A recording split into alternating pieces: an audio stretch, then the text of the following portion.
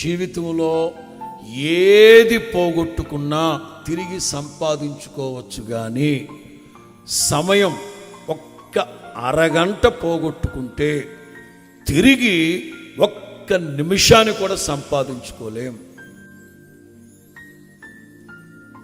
Time pass చేయడానికి 1,00,000 కార్యక్రమాలు ఉన్నాయి. కాలక్షేపం చేయడానికి 1,00,000 కార్యక్రమాలు ఉన్నాయి. కానీ పోగొట్టుకున్న ఒక్క 10 నిమిషాలని వెనక్కి తెచ్చుకోవడానికి ఏ కార్యక్రమం లేదు. వెండి బంగారాలు పోగొట్టుకున్నావా, తిరిగి సంపాదించుకోవచ్చు. ప్రపంచంలో అన్నీ సంపాదించుకోవచ్చు, కానీ సమయాన్ని గనక పోగొట్టుకున్నామంటే తిరిగి సంపాదించడం చాలా చాలా కష్టం. దేవునికి కూడా సమయం అనేది చాలా ప్రాముఖ్యం.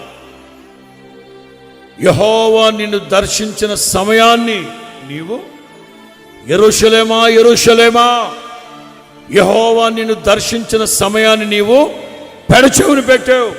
అందుకే రాయి మీద రాయి లేకుండా కోల్చబడిపోతావు, నాశనం అయిపోతావు. జాగ్రత్త. ఇదియే రక్షణ దినం, ఇదియే అనుకూలమైన సమయం.